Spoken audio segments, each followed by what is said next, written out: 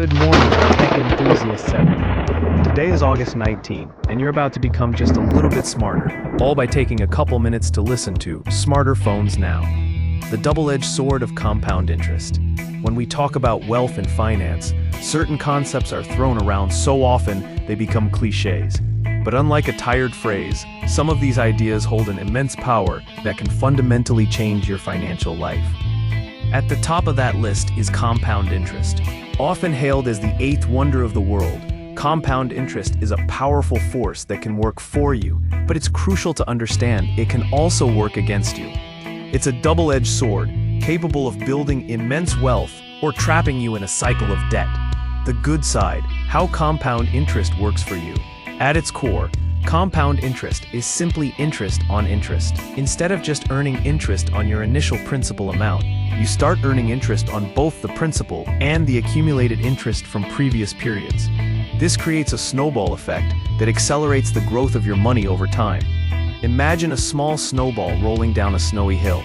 At first, it grows slowly, but as it picks up more snow, its size and speed increase, causing it to gather even more snow at a faster rate. This is exactly how compound interest works with your investments. The key ingredients are time and patience.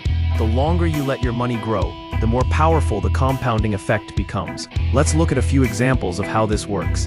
Example 1. The early bird investor. Meet Sarah, who starts investing $5,000 a year at age 25. She consistently invests this amount for 10 years and then stops. By age 35, she has invested a total of $50,000. Her friend David decides to wait. He starts investing $5,000 a year at age 35 and continues to do so for 30 years until age 65, investing a total of $150,000. Assuming both earn an average annual return of 8%, let's see where they end up at age 65. Sarah started early. Despite investing only $50,000, her money has had 4 decades to compound. Her final balance is approximately $800,000. David started late. Despite investing 3 times as much, $150,000, his money had less time to compound. His final balance is approximately $612,000. This example illustrates the immense power of starting early. Time is the most critical variable. Even a small amount of money, given enough time, can grow into a substantial sum. Example 2. The power of consistent, small contributions. Many people believe they need a large lump sum to start investing.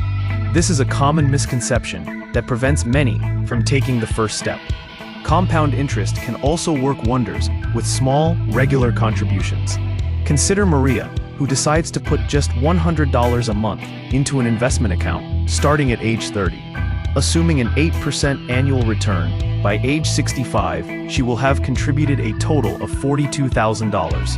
However, the power of compounding will have grown her money to over $230,000. This is the magic of turning small, consistent savings into a significant nest egg. These examples highlight the core principle. The earlier you start and the longer your money has to grow, the more powerful the compounding effect becomes. It's not just about how much you invest, it's about when you start. The bad side. The tyranny of compounding debt.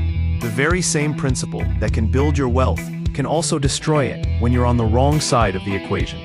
Just as your investments can compound, so can your debt.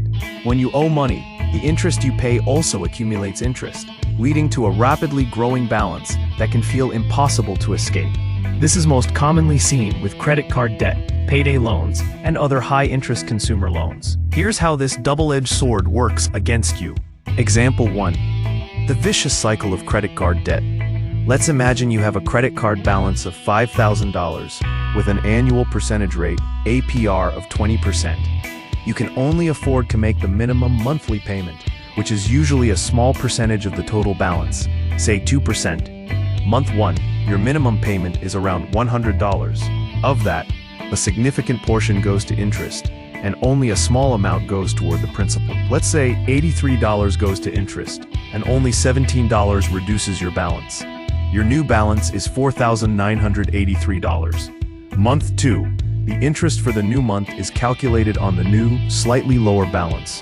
However, if you add any new purchases or can't make the payment, the balance will continue to grow. The problem is that as the interest compounds, it can quickly outpace your ability to pay down the principal.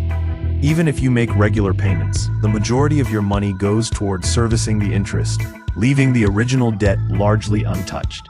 This creates a relentless cycle that can spiral out of control. It's like trying to fill a bucket with a hole in the bottom. The faster you pour, the faster it drains. Example 2. The long-term cost of a small loan. Many people don't realize the full cost of a loan, especially when they focus only on the monthly payment. Let's consider a $20,000 car loan that's 7% interest over 5 years. Total payments. Over the 5-year term, you will pay a total of approximately $23,800. Total interest paid. This means you paid $3,800 in interest alone.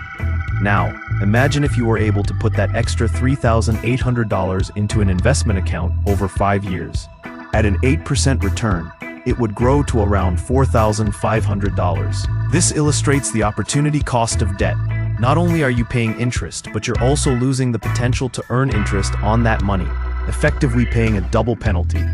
The key to wielding the sword, understanding that compound interest is a neutral force, is the first step. It doesn't care if it's building your wealth or drowning you in debt. It simply magnifies whatever it's applied to. The key to wielding this powerful tool is to be intentional and strategic. Start early and be consistent. Whether it's for retirement, a down payment on a house, or a child's education fund, the earlier you start, the better. Even small, consistent investments can grow into substantial sums over decades. Automate your investments so you don't even have to think about them. Prioritize high-interest debt. Just as starting early is crucial for investing, paying off high-interest debt is essential for avoiding the compounding trap. Focus on tackling debts with the highest interest rates first. This strategy, often called the debt avalanche method, can save you thousands of dollars in interest and shorten your repayment time. Don't ignore the small stuff. The small charges you make on your credit card can compound into a massive, unmanageable balance. Be mindful of your spending and avoid carrying a balance on high-interest cards. If you must use credit, pay it off in full every month to avoid interest charges entirely. Educate yourself. Knowledge is your best defense against the bad side of compound interest. Understand the terms of your loans. Calculate the total interest you'll pay, and be aware of the APR on your credit cards. In the end, compound interest is a fundamental law of finance. It's a force that is always at work. By understanding how it operates and taking proactive steps to make it work for you instead of against you, you can take control of your financial future and transform your life. This article was produced with the help of AI and some very smart smartphones. This article is for entertainment purposes only.